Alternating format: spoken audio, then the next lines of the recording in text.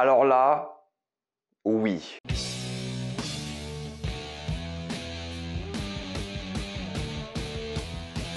Moon Knight, épisode 4. Je vais rapidement faire une petite partie sans spoiler pour parler de quelques éléments qui vont pas gâcher l'épisode. Évidemment, si vous voulez avoir mon avis sur le début de Moon Knight, il y a ma critique de l'épisode 1 à 3 qui est disponible. Vous étiez d'ailleurs beaucoup à répondre à cette critique de manière assez négative, dans le sens où j'avais mis I2 dans la miniature parce que c'est ce que je pense de la série. Je pense qu'elle est vraiment moche pour les moyens de Disney et je le maintiens. Alors bon, ça a un peu changé avec cet épisode, j'avoue. Les premiers épisodes, on voyait très bien les fonds verts, on voyait les contours sur les personnages, c'était vraiment des effets spéciaux pas très beaux, l'éclairage était pas terrible. Une série normale, ok, pourquoi pas, la qualité est convenable. Mais là, on parle quand même de Disney, ils ont quand même beaucoup d'argent et ils ont déjà fait des séries qui sont bien plus jolies et bien plus esthétiques que ça et qui ont coûté très cher. Il y a des séries Disney, je crois, qui ont coûté 100 millions pour 6 épisodes. Donc forcément, tu t'attendais à la qualité aussi. Mais malheureusement, ce n'était pas forcément le cas pour les 3 premiers épisodes. Ce qui est marrant parce qu'ils ont utilisé cette technologie pour même le dernier Thor qui va sortir, la technologie volume. Vous savez, la technologie des écrans au lieu des fonds verts qu'ils avaient un peu innové avec The Mandalorian. Et c'est assez étrange qu'ils aient pas utilisé ça pour cette série aussi. Parce qu'on voit clairement que c'était fait sur fond vert à beaucoup de moments. Mais c'est vrai que pour le coup, elle a peut-être été fait assez vite cette série pour lier tout ça à, j'imagine, Doctor Strange, parce que je vois pas d'autres raisons de faire les choses, qui sortira donc le même jour que le dernier épisode de la série, donc dans 2 semaines. Déjà dans 2 semaines, waouh, ça passe vite. Et donc la série, je la trouvais assez moche. Mais c'est vrai que cet épisode-là a changé les choses, car il se passe majoritairement en décor réel. Il y a quasiment aucun fond vert, ou alors ils sont très discrets, tu vois que ça a été filmé en décor réel et aussi en décor d'entrepôt, mais il y a des vrais décors quoi, c'est pas des fonds verts. Donc ils ont fait un vrai travail pour le coup, il y en a évidemment des fonds verts, hein, surtout à une certaine scène, et rien de mal d'avoir des fonds verts du moment que vous savez bien les utiliser, et ils ont fait un bon travail pour donner une vibe complètement différente et créer une ambiance différente des autres épisodes. Là on est plus sur l'épisode d'aventure, et c'est vrai que c'est l'épisode le plus abouti visuellement, le plus abouti d'un point de vue du scénario. La musique du générique était encore une fois super stylée, j'aime beaucoup le travail qu'ils ont fait sur le générique, et après cet épisode je peux enfin dire qu'ils n'ont pas bossé plus le générique que le reste de la série. Je crois que ça a été filmé en Jordanie d'après ce que vous m'avez dit, et là je le ressens. Alors il y a encore quelques facilités à droite à gauche, mais globalement cet épisode là il avance vraiment beaucoup l'histoire et il y a vraiment des choses qui sont marquantes et qui vont changer beaucoup de choses par rapport au reste de la série, et là j'ai vraiment hâte de voir la suite. Il y a un excellent cliffhanger honnêtement à la fin de cet épisode, et c'est après avoir vu cet épisode là que je suis assez confiant pour la suite de la série et je pense qu'ils vont bien réussir la fin. Mais c'est vrai que les 3 premiers épisodes j'étais assez déçu, mais là globalement je trouve que ça s'est très bien rattrapé. Et écoutez, on va pas perdre plus de temps que ça, on va passer en spoiler parce que c'est juste impossible d'en parler différemment. La chose qui est intéressante par rapport au fait de parler de cet épisode-là, c'est que déjà, on a un truc qui n'est plus présent dans la série, c'est Khonshu. Enfin, il n'est plus présent avec Mark et Steven d'ailleurs. Hein. Khonshu est complètement parti parce qu'au fait, là, il n'a plus son super pouvoir. Vu que Khonshu est emprisonné, tous les combats qu'il va avoir, il n'est plus immortel ou presque immortel. Il n'est plus imbattable. Là, il y a un vrai danger pour les personnages et ils peuvent mourir car ils n'ont plus cet esprit protecteur. En plus, il y a tout cet aspect-là où dès que Khonshu partait, normalement, il devait être libre, ces gens, mais il continue quand même pour faire cette quête et retrouver ce fameux trésor pour justement changer les choses et empêcher le méchant de gagner. Donc j'ai beaucoup aimé l'aspect où maintenant Khonshu n'est plus présent et faut se débrouiller avec les moyens du bord, les moyens humains du bord, et ça c'était vraiment très intéressant. Et ça rendait les rencontres avec les adversaires beaucoup plus intéressantes aussi, parce que là, au lieu d'attendre l'arrivée de Khonshu et le fait que les Mark et Steven se mettent d'accord, là il faut trouver d'autres outils scénaristiques pour t'en sortir. Et c'est ce qu'ils font dans cet épisode là, hein. Tu te dis à un moment il y aura peut-être Khonshu qui va revenir, ou tu penses à la fin justement quand il est face à cette armée,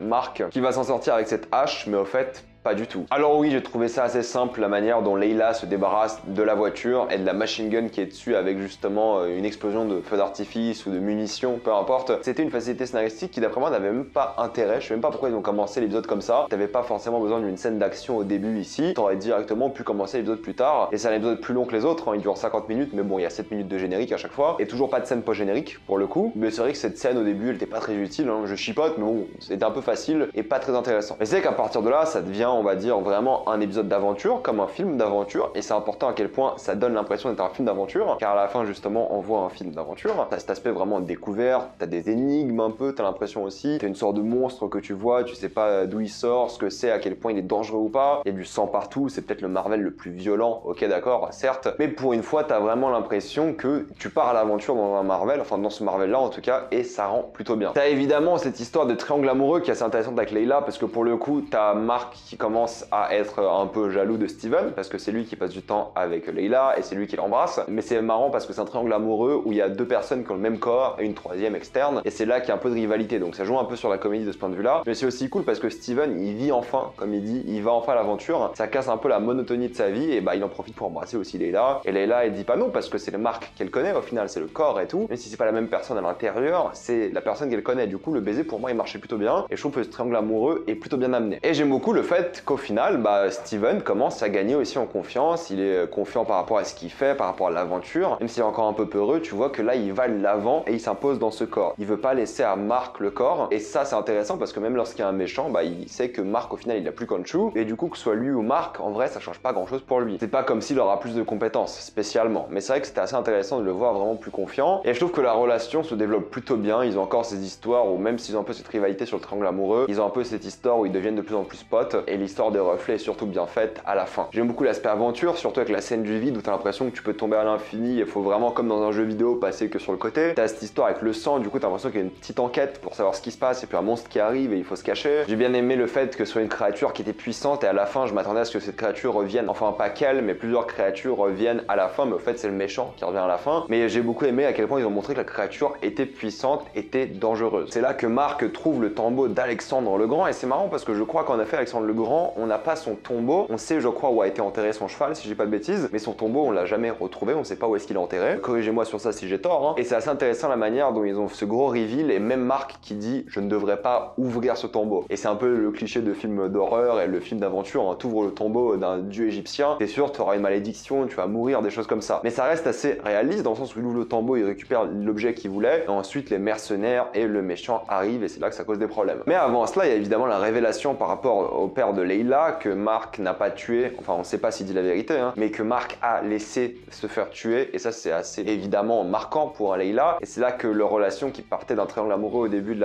l'épisode va devenir bien plus compliquée. Je suis content que ce soit arrivé et pas que Khonshu vienne sauver la scène avec un Deus Ex Machina. Là non, pas du tout. Il tombe et t'as cette super transition avec Mark qui disparaît et justement bah, le film qui commence et c'est là qu'au fait j'avais beaucoup de questions. Je trouve que c'est une approche assez intéressante qu'ils ont eu là de rendre justement ce personnage cliniquement fou. C'est là que c'est compliqué parce qu'en fait là avec cette scène ce qu'ils ont fait c'est qu'ils ont un peu brisé la réalité. Maintenant tout ce que j'ai dit sur les 3 premiers épisodes peuvent être vraiment faux parce qu'on sait plus ce qui est vrai ou pas. Même le fait que les 3 premiers épisodes soient moches, ça peut être expliqué par le fait qu'au final bah, c'est une illusion, c'est une hallucination, c'est un rêve, c'est un cauchemar, peu importe. Le fait d'avoir Mark dans cet état là, on sait pas s'il est réellement là-bas, si le méchant est réellement le méchant ou si c'est pas juste un médecin, un docteur qui est là pour aider les gens. À la fin ça part dans un délire complètement de rêve, enfin plutôt de cauchemar, surtout avec cet hippopotame à la fin qui est assez flippant. Et donc là ce qui est intéressant c'est que je pense qu'il y a plein de théories qui sont sur internet mais j'ai pas envie de les lire parce que j'ai pas envie de me gâcher la surprise, j'ai pas envie de me faire des idées, mais pour moi là on est à un cap où au fait ce qui va se passer peut aller dans tous les sens. Où tout ce qu'on a vu est faux, où il y a des parts de réalité et c'est là que va être l'intérêt de la série, c'est de trouver ce qui est réel ou pas dans la série. Tout ce qu'on a vu depuis le début peut être faux, mais il y a des éléments qui peuvent être vrais. Et tout ce qu'on va voir par la suite, j'imagine jusqu'à la fin de la série, c'est peut-être aussi pour ça que c'est une mini-série, va peut-être être vrai ou faux. Donc là on est à un stade où on est sûrement dans la tête de Mark, il se fait sûrement des idées, ou alors on est dans un jeu des dieux, peut-être il est mort, il est dans une sorte de purgatoire, ça peut vraiment être tout ou rien. D'un côté peut-être Mark est fou depuis le début et rien ne s'est passé, d'un autre côté peut-être quelques trucs sont passés ou pas, vraiment là on ne sait plus. Et c'est pour ça que l'épisode 4 est intéressant et qui change tout, c'est qu'à partir de maintenant je n'ai aucune idée de comment ça va se passer. Et je suis content parce que bah, j'ai hâte de voir la suite pour le coup. On est encore dans la mythologie pour le coup égyptienne, on continue cette fois-ci avec Mark et Steven qui sont dehors, ils ont tous les deux leur corps à eux, et je pense que leurs interactions vont être géniales dans la suite. Et à ce côté un peu à la fin où il y a une sorte de inversé du Usual Suspect, où justement là il se fait un peu ses idées par rapport à ce qu'il voit dans la pièce, un peu comme dans Usual Suspect, sauf que c'est à l'envers, pour le coup c'est lui qui subit les idées au lieu de les infliger à quelqu'un, donc j'ai beaucoup aimé la référence. Puis le montage final est génial avec justement ce crescendo, tu sais vraiment pas ce qui se passe, il y a beaucoup de problèmes, tu sais que c'est vraiment le gros bordel,